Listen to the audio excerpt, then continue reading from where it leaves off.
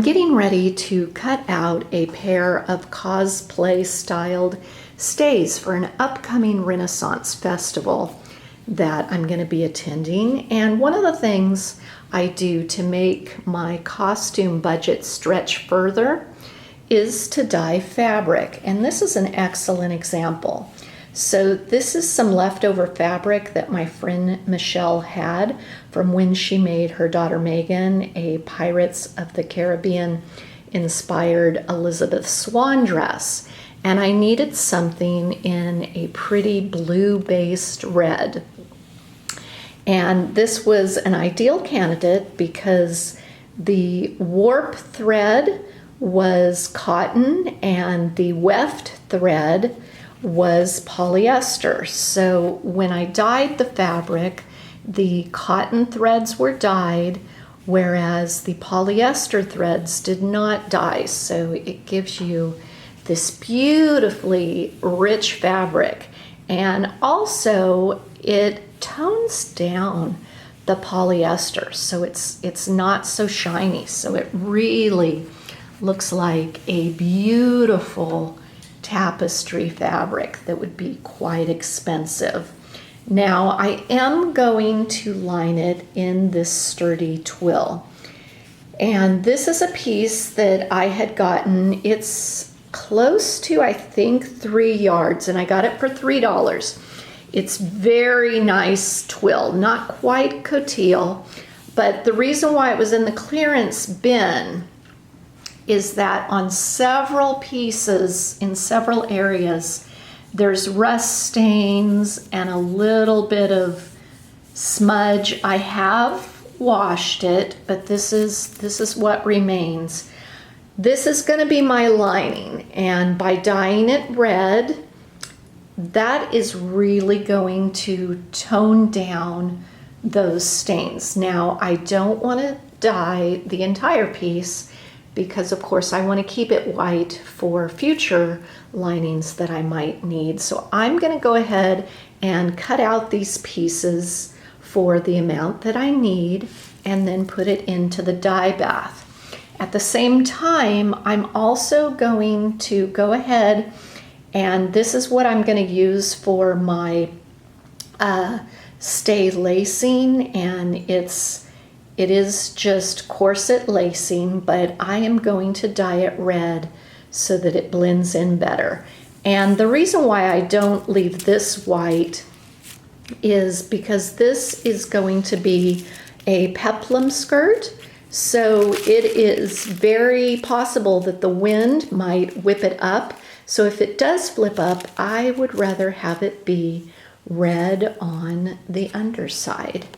So let me go ahead and get these pieces cut out, and then I will show you the process that I use for dyeing fabrics. So on this vest front, there is an indicator that you're supposed to cut out this section to then sew a front dart. And you can see that I did not cut out that fabric section. And the reason why I want to do this is I want to go ahead and sew up the side seams as well as at the shoulders, and then try it on, because there may be a possibility that I need to either increase or decrease this indicated dart size, and I can only do that if there is the fabric there. So that's why it's still in place.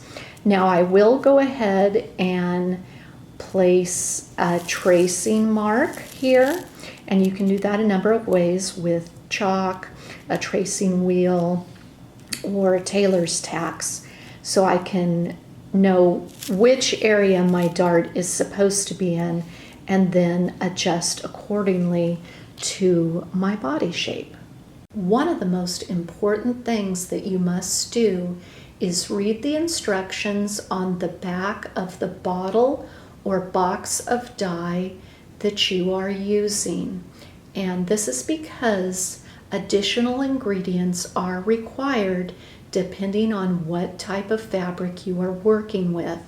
In this instance, it is a cotton fabric, So RIT recommends 1 teaspoon of liquid dish soap and 1 cup of salt.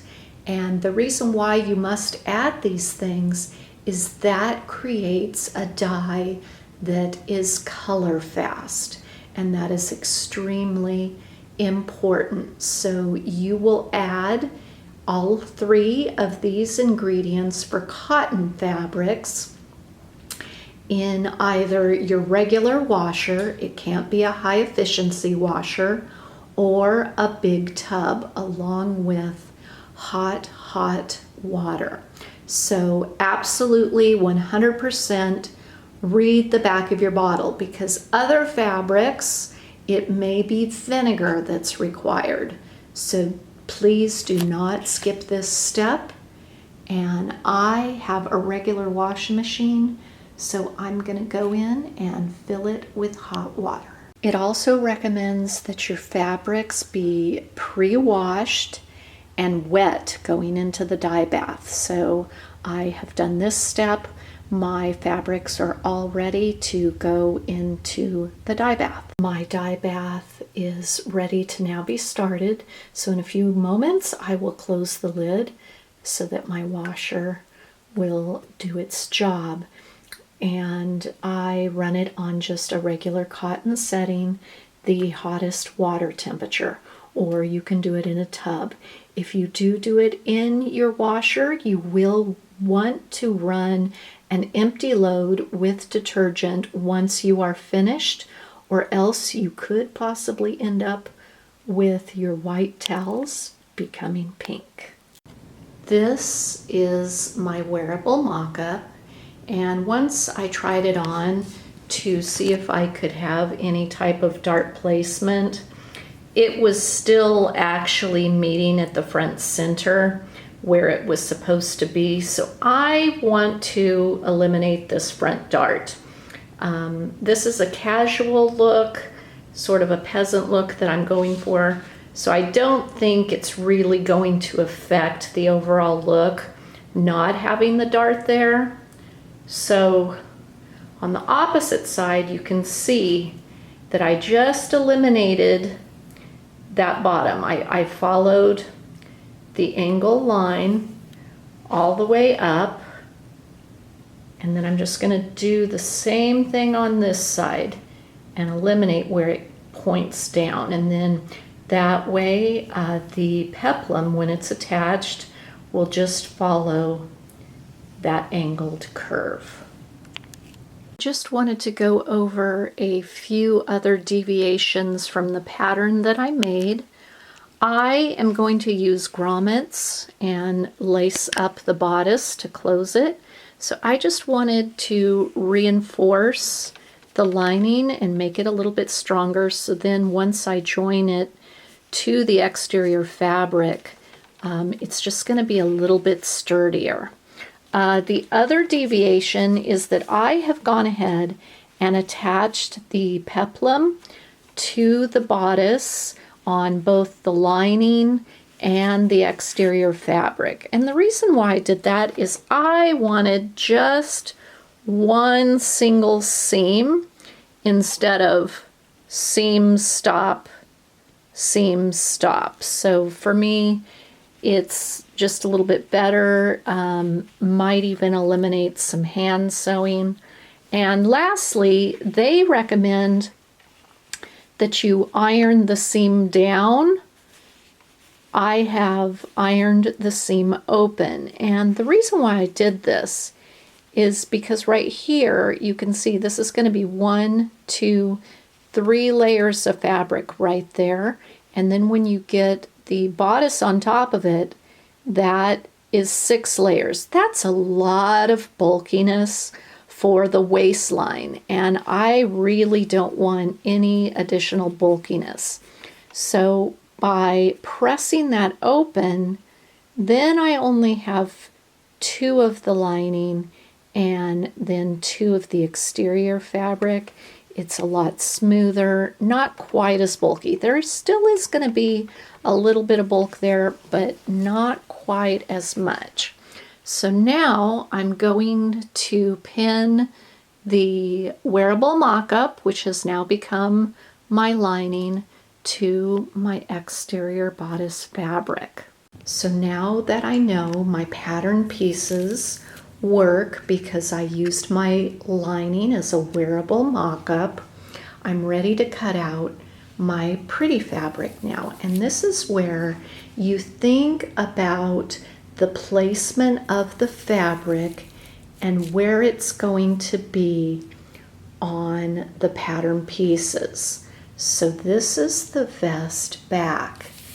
And so in thinking about it, I want this pomegranate, I think it's a pomegranate design, on basically my shoulder blade area. And then this design is going to be on my center back. So in thinking about this and where our pattern piece is going to go, so this is going to be, you know, my shoulder area. This will be my center back, and then we'll have all this pretty design as well. So here is our pattern piece all cut out, so you can now clearly see sort of like a little angel wing effect somewhat, and then this will be my center back so that it is equal on both sides, and this is visually appealing. It does require a bit more fabric when you are doing design layout and or pattern matching. So you'll just want to allow extra yardage if you are doing this. On the front vest piece, I cut these out one at a time. And the reason that I wanted to do that was to ensure pattern placement. So on the right side, the pattern was laid face down. And of course, on the other side, it was laid face up. And so then, as you can see, on either side, it's not perfect, but it's so close. You know, once we sew this up, it's going to be pretty darn close. And so with this extra fabric, I'm actually going to cut it on the bias and make my own bias tape, because this vest is bound around the armholes as well as the bottom of the peplum, which will be down here. And instead of a contrasting store-bought bias tape that the pattern recommends, I would rather it be out of the same fabric.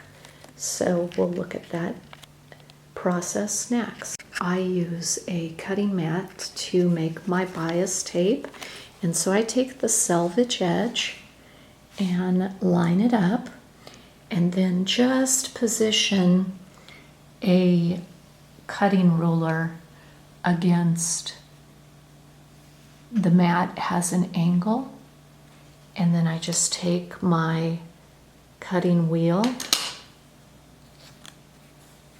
and then it's going to be cut on the diagonal. That is what you need for bias tape. My friend Michelle had this bag of moss from Hobby Lobby, and some of it is just a very neutral beige.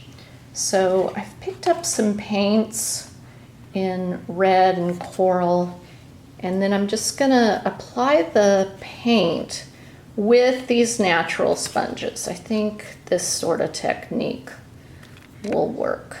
So let me try. I always get a plate to pour out my craft paint, And then basically I saturated the sponge, and on some of them I came in and did a red base coat and then came back with a coral base coat. You know, the thing about making things realistic is in nature, it's never just one color. You have variegated tones.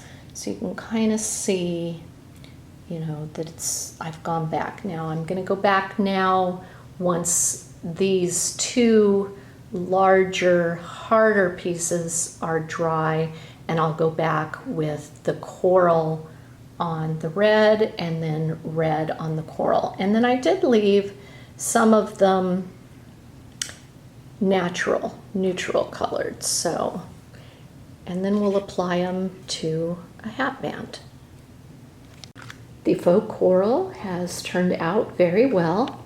This is your average woman's floppy sun hat, and you can find shell necklaces at Hobby Lobby, 5 for $6, and I've just slid it around the base and tied a knot, but it still moves, but it'll stay in place to make a hat band embellishment. And then I always like to make everything temporary that I put on my hats, and so I do that by making a pinnable base, and oftentimes I use a heavier wool. I didn't have that, so this is just some scrap linen, and it's double-sided. I put the two sides together and just sewed them so it gives it a little bit more weight, and then that makes it pinnable to the floppy hat. And then I'm just going to hot glue these faux pieces of coral onto the base, and then I'll be able to either stitch or pin it on. So then the hat can live to be a different design another day.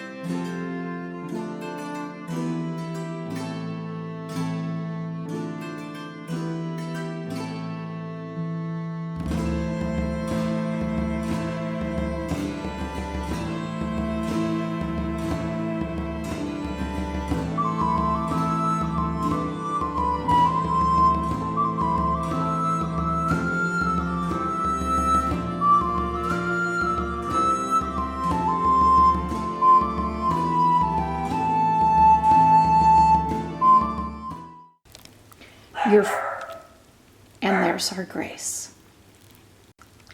It also, okay, I am fighting a losing battle with Grace this morning. Let's try this again. Gracie, hush! Hush!